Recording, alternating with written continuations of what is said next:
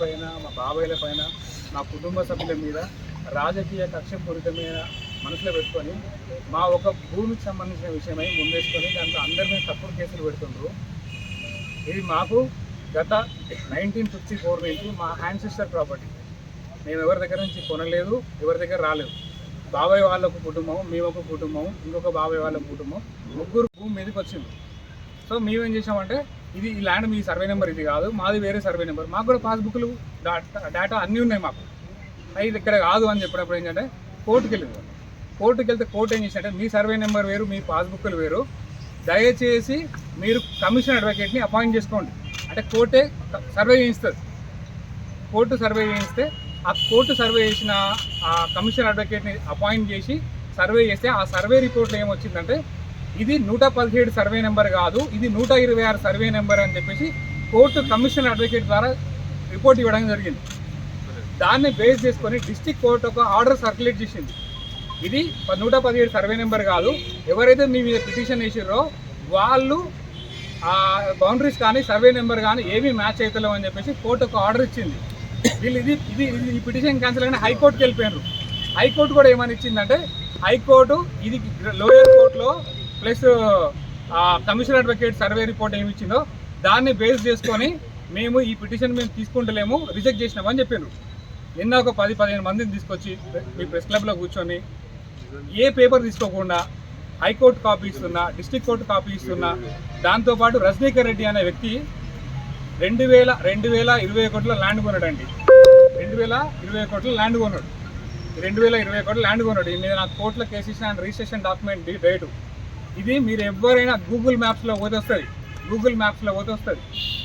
ఈ గూగుల్ మ్యాప్లో ఉన్నది ఏంటంటే మా ల్యాండ్ స్ట్రక్చర్ కాంపౌండ్ ఇంటి నెంబర్ 2019లో వచ్చింది. 2019లో రూమ్ ఉన్నది. 2021లో నేను ఓపెన్ ప్లాట్ రిజిస్ట్రేషన్ చేసుకోవడం జరిగింది. నేను ఇది పోలీసు వాళ్ళకి ఎక్స్ప్లెయిన్ చేసిన, సిపి గారికి ఎక్స్ప్లెయిన్ చేసిన, మా అమ్మ మా అక్క ఎక్స్ప్లెయిన్ చేసారు. ఇంకొకటి ఏంటంటే కేయూసీఏ గారు అతి దారుణంగా ప్రవర్తిస్తున్నారండి. మా అమ్మ మీద కేసు పెట్టిండు, మా అక్క మీద కేసు పెట్టినాం. High court order, district court order అన్ని పేపర్లు సబ్మిట్ చేసినా కానీ మళ్ళీ రమ్మని గంటలు కూర్చోబెడతారు. మాకు ఎమ్మెల్యే గారు డైరెక్ట్ ఎక్కడ థ్రెట్ చేయలేదు. ఎవరైతే కేయూసీఏ గారు ఉన్నారో కేయూసీఏ గారు ల్యాండ్ మీదకి వచ్చిన ల్యాండ్ డ్రైవర్ రజనీకర్ రెడ్డి ఉన్నాడో వాళ్ళిద్దరు మా కుటుంబ సభ్యులని ఎమ్మెల్యే గారు పేరు చెప్పి థ్రెట్ చేస్తున్నారు. ఓకేనండి. మా అక్కకి ఇంకొక చిన్న విషయం ఏంటంటే మా మీద 2000 ఏ రేటు న్యాయంగా రాత్రి పూట వెళ్ళి గులగొట్టే ఎవరు ల్యాండ్ డ్రైవర్లు? మా ఇంటి నెంబర్ క్యాన్సిల్ చేయాలి కదా, కరెంటు మీటర్ ఉన్నది కదా, ఇవన్నీ క్యాన్సిల్ చేయాలన్నా వద్దా? ఇవన్నీ క్యాన్సిల్ చేసి లీగల్గా మా హౌస్ నెంబర్ని కానీ మా ప్రాపర్టీని కానీ గులగొట్టండి. మేము ఎప్పుడు అబ్జెక్షన్ చేయాలి. మేము ల్యాండ్ డ్రైవర్ అయితే ఆ తర్వాత మేము 2వ తారీఖు మా కాంపౌండ్ గులకుందని కేసు ఇస్తే సిఏ గారు కేయూసీఏ గారు 4వ తారీఖు ఒక కేసు పెట్టిందండి మా మీద. నేను, మా అమ్మ, మా అక్క, మా బాబాయ్య ఇంకొక చనిపోయాక 4 సంవత్సరాల కింద చనిపోయినా మా మామయ్య కూడా వచ్చి కొట్టినట్టండి వాళ్ళని. Will provide the death certificate also. అయిపోయిన తర్వాత దాంట్లో 3 సాక్షులు ఉన్నారు. ఆ కంప్లైంట్లో ఉంటారు కదా సాక్షులు ఉన్నారు. సాక్షులు ఏంటి? వాళ్ళు పెట్టిన పిటిషన్ల సాక్షులు వినోద్, నరేంద్ర, రాకేష్ 3 సాక్షులు అండి. ఆ సాక్షులు కూడా నిన్న మా అమ్మ వాళ్ళతో అక్క వాళ్ళతో తప్పుడు కేసు పెట్టారని చెప్పి మహిళా కమిషన్లో కంప్లైంట్ ఇస్తే ఆ 3 సాక్షులు మహిళా కమిషన్ ఎదురుగా ప్రొడ్యూస్ అయ్యి మేము అసలు అట్లాంటి ఇన్సిడెంట్ జరగలేదు, ఎవరు కొట్టలేదు, మమ్మల్ని సాక్షులుగా వాళ్ళ కంప్లైంట్లు ఎందుకు పెట్టినా కూడా మాకు తెలియదు అని చెప్పారు. అంటే పోలీస్ వ్యవస్థ అనేది మాకు కూలగొట్టిరు అంటే మా మీద తప్పుడు కేసులు పెడతారా అండి? కేయూసీఏ గారు నేను ఫోన్ చేస్తా, సార్ సైట్లో ఎవరో 10 మంది సీసీ కెమెరాలో కనబడుతుంది సార్ అంటే, సార్ రంజిత్ ఒకసారి అక్కడికి ఎవరైనా పోయి 100 డైల్ చేయమంటే మా సిస్టర్ ఉన్నదండి, మా అక్కయ్య ఉన్నది, మా అక్కయ్య అక్కడికి వెళ్ళి 100 డైల్ ఫోన్ చేయమంటారు సార్ అని ఫోన్ చేస్తా. కాల్ రికార్డ్స్ ఉన్నాయి నా దగ్గర. మా అక్కయ్యని పంపించాను, సీఏ గారికి ఇన్ఫార్మ్ చేసి మా అక్కయ్యని పంపించిన. మా అక్కయ్యని పంపిస్తే అక్కడికి వచ్చిన వాళ్ళు అబ్యూస్గా మాట్లాడతారు. ఒక ఆర్ఐ గారు ఇన్స్పెక్షన్కి వస్తే ఆర్ఐని క్వశ్చన్ చేయాలన్నా వద్దా? ఒక ఇంటి నెంబరు, ఒక ప్రిమిసెస్ ఉన్న కాంపౌండ్కి వస్తే క్వశ్చన్ చేయాలన్నా వద్దాన్ని మీరే చెప్పండి. వితౌట్ నోటీస్ ఎందుకు వచ్చిరని క్వశ్చన్ చేసారు. ఏం అబ్యూస్ లాంగ్వేజ్ లేదు. టోటల్ సీసీ ఫుటేజ్ ఉన్నాయి, కెమెరా ఉన్నాయి, రికార్డ్స్ ఉన్నాయి మొత్తం. మా అక్క పోయి అబ్యూస్ లాంగ్వేజ్ చేసిందని కంప్లైంట్ ఇస్తానికి పోతే ఈ సీఏ గారు ఎస్ఐ గారు ఎవరు లేరండి, సాయంత్రం 5 గంటలకు రండి అని చెప్తారు. సాయంత్రం 5 గంటలకు పోలీస్ స్టేషన్ పోతే కంప్లైంట్ తీసుకోరు. మళ్ళీ నెక్స్ట్ డే మళ్ళీ 100 డైల్ ఫోన్ చేస్తుంది. ఫస్ట్ 100 డైల్ అక్కడ పోయి 100 డైల్ ఫోన్ చేస్తుంది. సెకండ్ డే కూడా పోయి మళ్ళీ 100 డైల్ ఫోన్ చేస్తుంది. 100 డైల్ ఫోన్ చేసిన తర్వాత అప్పుడు పిటిషన్ తీసుకున్నారు. ఇప్పటి వరకు ఎఫ్ఐఆర్ బుక్ చేయలేదు. కానీ మా అక్కని 100 డైల్ చేయమన్నది సిఏ గారే. 100 డైల్ చేసినాక జస్ట్ 1 అవర్లో మా అక్క పేరు మీద ఎఫ్ఐఆర్ బుక్ చేశారు. 100 డైల్ చేసిన ఆమె మీదనే ఎఫ్ఐఆర్ బుక్ చేశారు. ఇంకొకటి ఏంటంటే అక్కడ ఏం మాట్లాడిండ్రు పోలీసు వాళ్ళు, మా దగ్గర ప్రతి సాక్ష్యం ఉందండి. పోలీసు వాళ్ళ పరువు తీయొద్దని చెప్పి మేమేం చెప్పట్లేదు. పోలీసు వాళ్ళకి కామన్ మ్యాన్ మీద ట్రస్ట్ పోతుంది. ఆ స్టేషన్లో ఉన్న కానిస్టేబుల్ కానించి ఇది ఓన్లీ హరాస్మెంట్ అండి, మీరు లీగల్గా ఉన్నారు, మీకు కోర్టు పేపర్లనే ప్రతి పేపర్ ఉందని ప్రతి ఒక్కరు చెప్తున్నారు. మీ ఉన్నతాధికారులు అవకాశం ఇస్తే ప్రతి సాక్ష్యం ఇస్తాం మేము. మా మీద తప్పుడు కేసు పెట్టిరని చెప్తారు కదా, ఆ తప్పుడు కేసు పిటిషనర్ రాసింది. వీళ్ళ ముగ్గురు పేర్లు సాక్షులుగా మా మీద తప్పుడు కేసు పెట్టామని చెప్పేసి పిటిషనర్ రాసింది.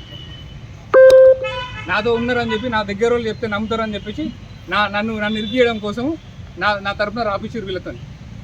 సాక్షులు ఎక్కడన్నా వాళ్ళు పెట్టిన కంప్లైంట్లో ఉన్న పిటిషన్లు ఎవరైనా తప్పు చెప్తారని?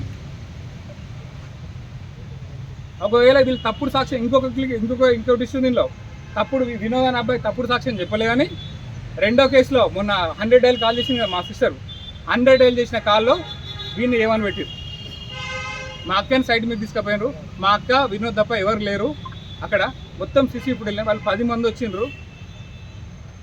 ఇంటి నెంబర్ అయితే మున్సిపల్ ఇంటి నెంబర్ క్యాన్సిల్ చేయాలి. కానీ మా తప్పు అయితే మేము ల్యాండ్ గ్రాబర్ అయితే అర్ధరాత్రి గుల కొట్టినట్టు ల్యాండ్ గ్రాబరా, మేము ల్యాండ్ గ్రాబరా?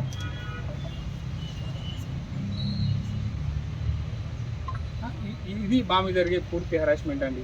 మేము జస్టిస్ కోసము హైదరాబాద్లో కూర్చున్నాం. ఇక్కడ మా కుటుంబాన్ని, మమ్మల్ని నాయన్ రాజేందర్ రెడ్డి అనే వ్యక్తి ద్వారా చాలా థ్రెటన్ కాల్స్ వస్తున్నాయండి. చాలా థ్రెటన్ కాల్స్ వస్తున్నాయి. మా బాబాయ్ ఇంటికి పోయి బెదిరిస్తారు పోలీసు వాళ్ళు, మీ కొడుకు మీద తప్పు సాక్ష్యం చెప్పమని. మా కుటుంబ సభ్యులను కూడా హరాజ్ చేస్తే ఎట్లా అండి? ఒకటి మన భారతదేశంలో రాజులు చంపుకున్నప్పుడు కూడా కుటుంబ సభ్యులను ఎవరిని హింసించలేదండి, ఎవరిని హింసించలే. మా అమ్మ మీద, మా అక్క మీద కేసు పెట్టడం ఏంటండి? చెప్పండి, మీరే న్యాయం చెప్పండి. ఏ ప్లాన్ చేసి ఇరికిస్తే ఎవరు బాధ్యులు? సమాజంలో ఎవరు చెప్పుకోవాలి? ప్రెస్ క్లబ్ పోతే అనొద్దు కానీ సరిగ్గా దాని టాపిక్ వదిలేయండి. న్యాయం ఎవరిని అడగాలి చెప్పండి? స్టేషన్ నుంచి పోతామని చెప్పొచ్చు కదా. అంటే ప్రీ ప్లాన్డ్గా మమ్మల్ని అక్కడ పంపించి కేసులు ఇప్పించే ప్రయత్నము. మా అక్క ఈజే చదువుకున్న అమ్మాయి, కన్సల్టెన్సీ రన్ చేసుకుంటుంది, జిఆర్ఈ టోఫిల్ ట్రైనింగ్ ఇస్తుంది. ఆమె పరిస్థితే ఇదంటే చదువు రానున్న పరిస్థితి ఏంటండి? పోలీస్ స్టేషన్ వెళ్ళిన పరిస్థితి. రాజకీయాలు విభేదాలు ఉండొచ్చు అండి. ఒకరు బీజేపీలో ఎదుగుతారు, ఒకరు టీఆర్ఎస్తో, కాంగ్రెస్లో ఎదుగుతారు, రకరకాల పార్టీలో ఎదుగుతారు. రేపు పొద్దున వాళ్ళ అమ్మల్ని, అక్కల మీద కేసులు పెట్టమని చెప్తారండి. ఎంతవరకు న్యాయం అండి?